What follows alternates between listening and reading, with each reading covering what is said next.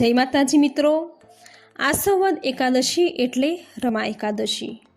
મુકુંદચંદ નામનો રાજા હતો। તેને ઇન્દ્ર, યમ, વરુણ, કુબેર અને વિભીષણ વગેરે સાથે ગાઢ મિત્રતા હતી।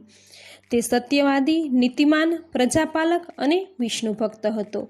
તેની પુત્રી ચંદ્રભગાના લગ્ન તેણે ચંદ્રસેનના પુત્ર શોભન સાથે કર્યા હતા। એક દિવસ શોભન પોતાના સસરાને ત્યાં આવ્યો। એ દિવસે એકાદશી વ્રત કરી ઉપવાસ કરવાનો હતો।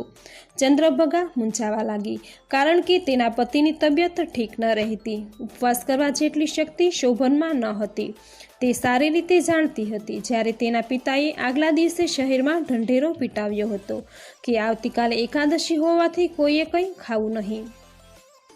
પતિએ પતિવ્રતા પત્નીને હવે કેમ કરવું તેનો ઉપાય પૂછ્યો।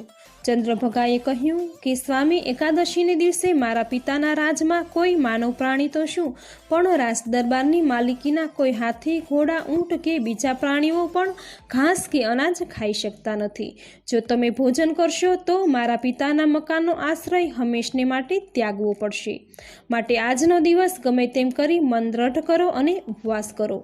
શોભને પત્નીને ગમે તે સંજોગોમાં ઉપવાસ કરવાનું વચન આપ્યું। દિવસ તો ગમે તેમ કરી પુષ્કળ પીડા સહન કરી ખેંચી કાઢ્યો, પણ રાત પડી ત્યારે તેને ભૂખ તરસનું દુઃખ થવા લાગ્યું। રાતના સારાએ શહેરના માણસો જાગરણ કરી વિષ્ણુ પૂજન અને ભક્ત ભજન કીર્તન કરી રહ્યા હતા। એ સઘળાને આનંદ હતો, જ્યારે શોભનના દિલમાં ભૂખ અને દુઃખનો ઉકળાટ વધતો હતો। એની અશક્તિ વધી ગઈ અને રોગે જોર પકડ્યું। આખી રાત વલખા મારી એણે સવાર પડતા પોતાનો દેહ છોડ્યો। જમાઈના શબને સસરાએ અગ્નિ સંસ્કાર કરાવ્યો। પતિ સાથે ચિતા પર સતી થવા તૈયાર થયેલી ચંદ્રભગાને તેના પિતાએ સમજાવી। સગા સંબંધીઓના અત્યંત કાલાવાલાને માન આપી તે આખરે પતિની ઉત્તરક્રિયા કરી સાસરે ન જતા પિતાને ત્યાં જ રહી।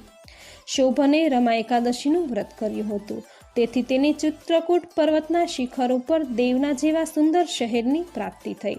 તે શહેરના દરવાજાને સોનાના થાંભલા હતા, તેમાં રત્નો અને મણિઓ જડેલા હતા। આ શહેરનો એ રાજા બની રાજસિંહાસને બિરાજતો હતો। ગંધર્વો એની સ્તુતિ કરતા હતા, અપ્સરા એની સેવા કરતી અને ઇન્દ્ર પેઠે એ સુખ ભોગવતો હતો। એક દિવસ સોમવર્મા નામનો બ્રાહ્મણ ઘણી જાત્રાઓ કરી પાછો ફરતો એ શહેરમાં એકાએક જઈ ચડ્યો। તેને શોભનને ત્યાંના રાજા તરીકે જોયો અને મુકુંદચંદ રાજાના જમાઈ તરીકે તેને ઓળખી કાઢ્યો। રાજાએ સિંહાસનેથી ઉઠીને એ બ્રાહ્મણને પ્રણામ કર્યા અને પોતાના સસરા સાથે પત્નીના કુશળ સમાચાર પૂછ્યા। બ્રાહ્મણે બધાના કુશળ સમાચાર કહ્યા। તેને મળેલી આ રિદ્ધિ સિદ્ધિ અને રાજ્ય પ્રાપ્તિને માટે પૂછ્યું।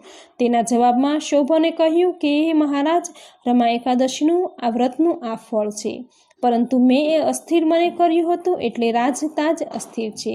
એ સ્થિર થાય તો બહુ ઉત્તમ। બ્રાહ્મણે રાજાને રાજની અસ્થિરતા તથા એ ટાળવાનું કારણ પૂછ્યું। શોભને ખુલાસો કર્યો કે મેં એ વ્રત કર્યું હતું, પરંતુ મને એમાં શ્રદ્ધા ન હતી। સસરાના હુકમની સખતાઈથી અને પત્નીના દુઃખમાં વધારો ન કરવાની ઈચ્છાથી પરાણે મેં મનને સંયમમાં રાખી વ્રત પૂરું કર્યું હતું, એટલે અસ્થિર મને કરેલા વ્રતનું ફળ મને અસ્થિર છે। માટે તમે મારી પત્ની ચંદ્રભગાને કાને આ વાત નાખી આનો ઉપાય શોધી કાઢવા મારા તરફથી વિનંતી કરો। બ્રાહ્મણ શોભનનો સંદેશો લઈ ચંદ્રભગા પાસે આવ્યો। ચંદ્રભગા પહેલાં તો અત્યંત આશ્ચર્ય પામી, એ માનવાની ના પાડી, પણ બ્રાહ્મણે જ્યારે સોગંદ ઉપર એની સચ્ચાઈની ખાતરી આપી ત્યારે તેણે આંખોના હરખના આંસુ લાવી કહ્યું, હે મહારાજ, મને મારા પતિના પુનઃ દર્શનની ઈચ્છા છે। મને એમની પાસે લઈ જાઓ, મારા મનની ખાતરી કરો, અમે બંને સાથે મળીએ। આ સાંભળી સોમવર્મા બ્રાહ્મણ ચંદ્રભગાને મંદરાચળની પાસે આવેલા વામદેવ ઋષિના આશ્રમે લઈ ગયો અને મુનિને તેમણે બનેલી તમામ બીના કહી સંભળાવી। વામદેવ ઋષિએ દેવમંત્ર ભણી ચંદ્રભગાની ઉપર અભિષેક કર્યો। એ મંત્ર પ્રભાવે અને એકાદશીના વ્રત પ્રભાવે તેમનું માનવી શરીર બદલાઈ ગયું અને એ દિવ્ય ગતિને પામી દેવાંશી બની હર્ષભેર પતિની પાસે પહોંચી।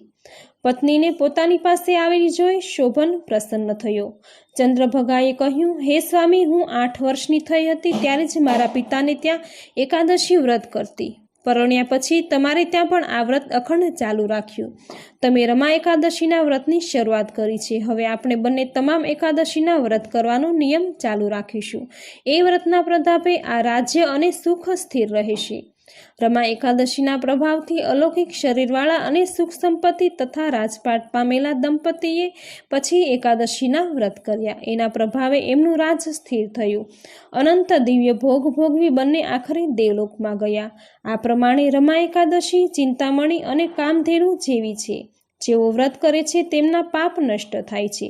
જે માણસ એની કથા સાંભળે છે તે પણ પાપ મુક્ત થઈ દેવગતિને પામે. તમે પણ રમા એકાદશી કરી આ વ્રતનું ફળ પ્રાપ્ત કરો. આ વિડીયોને લાઈક કરો, તમારા મિત્રોને શેર કરો. આ ચેનલ ગુજ્જુ પરિવાર જો હજુ સુધી તમે સબસ્ક્રાઈબ નથી કરી તો જલ્દીથી સબસ્ક્રાઈબ કરી દો. બાજુના બેલ આઇકન્સ પર ક્લિક કરવાનું ભૂલશો નહીં, જેથી કરીને આપણા દરેક વિડીયોની નોટિફિકેશન સૌથી પહેલાં તમને મળે. આવી જ નવી માહિતી તેમજ નવા વિડીયો સાથે મળતા રહીશું. ત્યાં સુધી જય માતાજી.